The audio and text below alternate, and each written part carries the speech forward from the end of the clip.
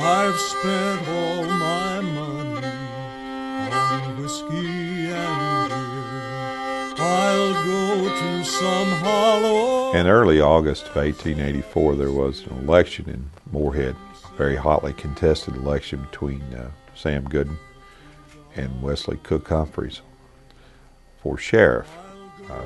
Humphreys wound up winning the election by a mere 12 votes. You've got to realize as well that at that point bars and saloons and everything was open on election day. People did a good deal of drinking. During the course of it, there was an argument. The argument escalated into a fist fight. The fist fight turned into a rock throwing, and the rock throwing turned into shooting. Solomon Bradley, who was in town picking up some medicine for a child, was shot off his horse. 3 people were indicted for this: John C. Day, Floyd Tolliver, and John Martin. Martin and Tolliver later met at the Galt House Bar in December of the same year, 1884. They had some words. Martin whipped out a pistol and shot Tolliver dead. John Martin was a rounder that no one e'er denied. He dipped his hands in murder and off the law defied.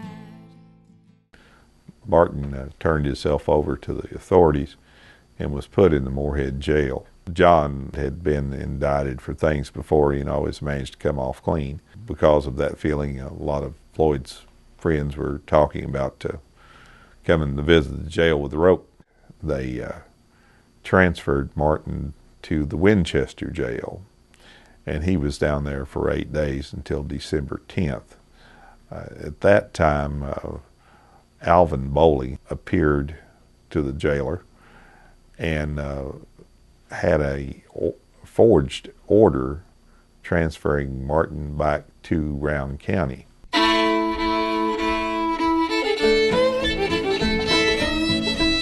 At Farmers, the train was stopped by a couple of Floyd's brothers. Masked men came aboard, and John Martin was shot to death. Things continued to escalate. Craig Tolliver, Floyd's brother, was elected town marshal. Cook Humphrey, the new sheriff. We had a kind of an odd situation. The leader of one faction was the county sheriff, and the leader of the other faction was the marshal of the town. And when Craig got word in Cook Humphreys was at the Martin home, he went out to arrest him. He refused to be arrested. There was another gun battle at the Martin home. Martins were more or less evicted from their own house, according to their story. And as they were heading toward Moorhead, the posse set the house afire. In the bottom of a whiskey glass, a lurking devil dwells that burns the breath of those who drink and sends their soul to hell. By this time, the governor seen that they needed to do a little bit more than call a truce, and they did send the state militia in.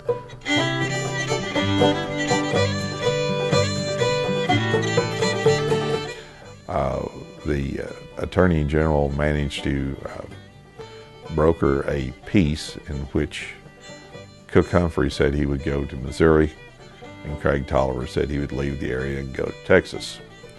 Now, Cook did go to Missouri. Craig Tolliver left the area for a while and then came back. Craig became police judge of Moorhead. Dr. Henry Logan had been indicted and jailed for conspiring to kill Taylor Young and maybe Allie, his son. There was the thought that Dr. Henry's sons were going to testify on his behalf. So Craig Tolliver and several other people, including one of Taylor Young's sons and the new marshal in town, Marshal Manning, went out to Dr. Henry's home. They eventually threatened to burn the house down if they didn't surrender. The boys were convinced to lay down their weapons and come out and promise safety. They were marched about 40 yards or so to a nearby spring and shot while, quote unquote, resisting arrest. The members of the posse, or at least several of them, stomped their bodies in their faces with their hobnail shoes and left them there.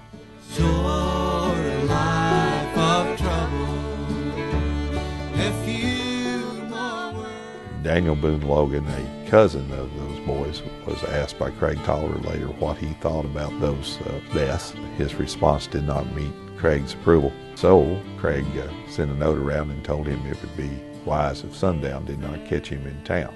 Logan went to Frankfort to talk to Governor Knott and to get the militia brought back in again, and Knott said, we're not going to do that. Why don't you get warrants for the Tollivers' arrest? On the morning of June 22nd, 1887, that posse, numbering somewhere between 50 and 200 people, depending on what account you listen to, surrounded the Tollivers in downtown Moorhead. The Tollivers did spot one of the posse members, and they shot at him, and all heck broke loose. The Tollivers went from one hotel to the other, I believe from the American House to the College Hotel, or vice versa, and that became untenable because of the firepower of their adversaries. They decided to make a break for it. Craig was shot to death along with his cousins, Jay and Bud Tolliver. Craig lived by gun and died.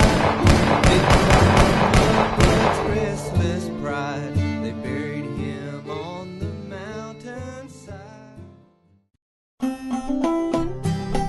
After this, of course, they ordered 4 coffins, and the governor once again sent in the militia.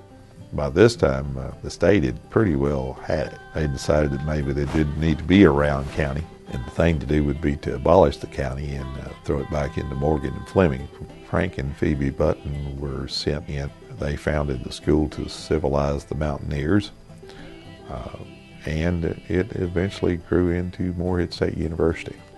And I think it's always important to know where you're coming from, and I think any people need to know their history, because if you don't know where you've been, how in the world can you know where you're going?